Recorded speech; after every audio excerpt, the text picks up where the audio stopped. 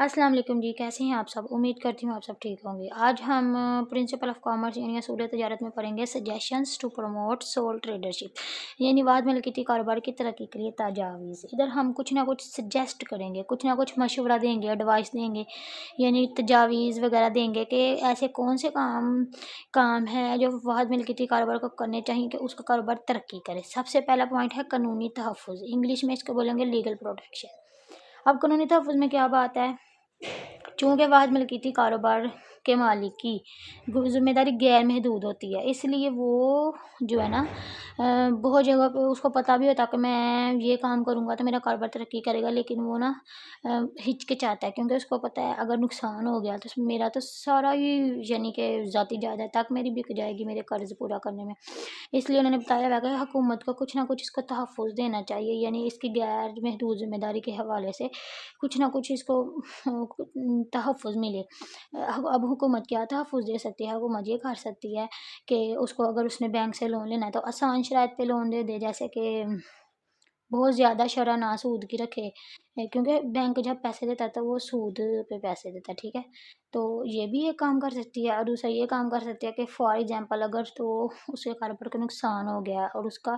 اس کی سب کچھ بک گیا ہے لیکن پھر بھی اس کا قرضہ پورا نہیں ہوا تو حکومت کو چاہیے کہ چلو تھوڑا بہت وہ اس میں رعایت کر دے کہ یعنی اس کی وہ سچویشن نہیں ہے تو حکومت کو چاہیے کہ وہ جو سود ہے وہ تھوڑا ہی کم کر لے، یہی کر سکتی ہے اور کیا، تھوڑا سا قانونی تحفظ مل جائے اس کو، یعنی قرض وغیرہ واپس لینا اپنا حکومت کا یعنی بینک کا حق ہوتا ہے، اور اگر ان کو قانونی تحفظ ملے گا تو یہ ہوگا کہ تھوڑی بہت رعایت مل جائے گی۔ یہ اب دوسرا پوائنٹ ہے آسان شرائط پر قرض، انگلش میں اس کو بولیں گے اویلیبلٹی آف لون۔ اب اس میں انہوں نے کیا بات بتائی ہوئی ہے؟ واحد ملکیتی کاروبار میں واحد تاجر کے مالی وسائل میں حدود ہوتے ہیں، اس کے پاس پیسہ، ظاہر سی بات ہے ایک بندے کے پاس کتنا بھی پیسہ اگر تو وہ بہت زیادہ امیر ترین انسان نہیں تو تھوڑا ہی پیسہ ہوگا، اس لیے حکومت کو چاہیے بینک کو چاہیے کہ اسے آسان شرائط پہ زیادہ مقدار میں قرضہ فراہم کرے تاکہ وہ واحد ملکیتی کاروبار ترقی وہ ان آسان شرائط پہ قرضہ، وہ میں نے آپ کو پہلے بھی بتا دیا، کیونکہ بعض اوقات حکومت جو ہے یہ جو ہے بینک ہے نا بہت زیادہ سخت شرائط رکھ دیتے ہیں، یعنی وہ یہ شرائط بھی رکھ سکتے ہیں کہ اگر تو ہم یہ قرض دے رہے ہیں تو آپ نے یہ کام نہیں کرنا، یہ کام نہیں کرنا، ادھر سے مال نہیں خریدنا، ایسے نہیں کرنا، کسی ملک سے چیزیں امپورٹ نہیں کرنی، یہ والے ملک سے نہیں کرنی، یہ والے سے کرے، یہ اس طرح کی شرائط وغیرہ رکھ سکتے ہیں، تو ان کو ایسا نہیں کرنا چاہیے تاکہ وہ اپنے کاروبار کو ترقی دے سکے۔ اب تیسرا پوائنٹ ہے سرکاری سطح پر مشاورتی خدمات، تو انگلش میں بولیں گے ایڈوائزری سروسز۔ اچھا جی، چونکہ واحد تاجر کو اپنے کاروبار کے تمام معاملات کا فیصلہ خود ہی کرنا پڑتا ہے، ٹھیک ہے،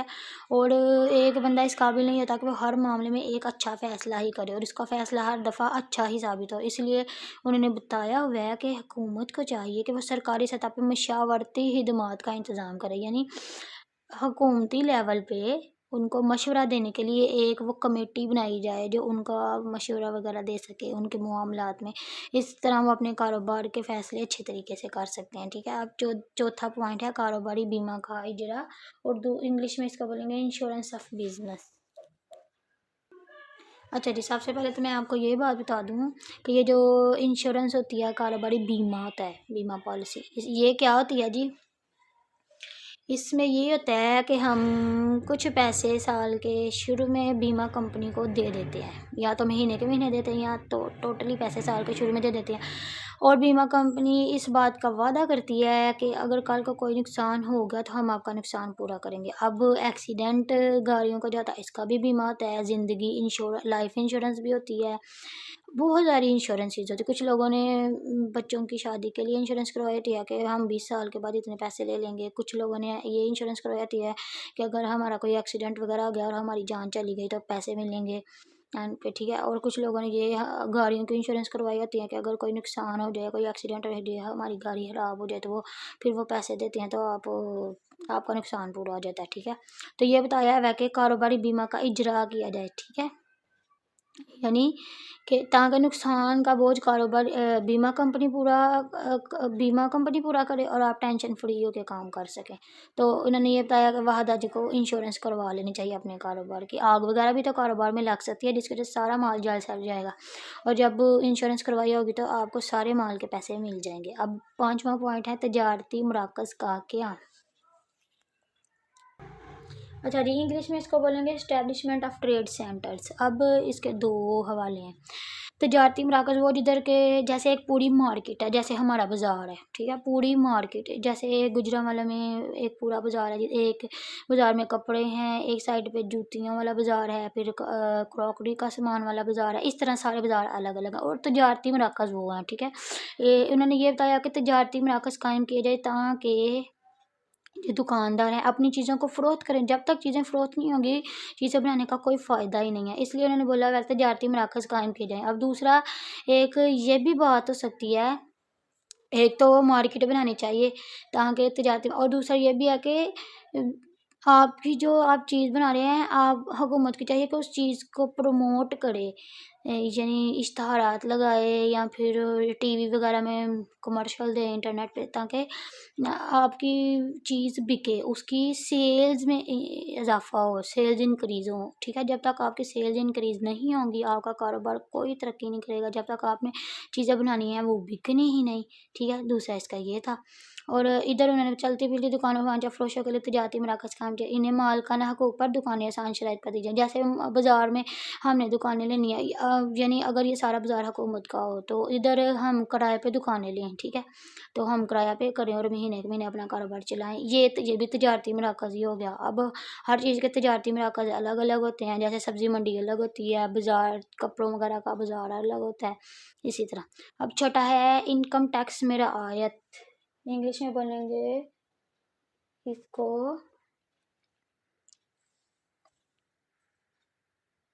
اچھا جی ٹیکس کنسیشن بولیں گے اس کو، ٹھیک ہے۔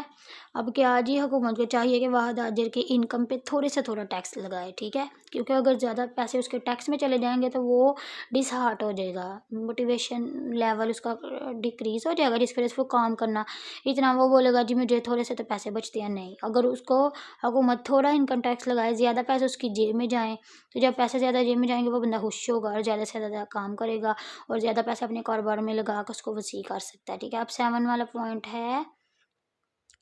تربیتی کورسز۔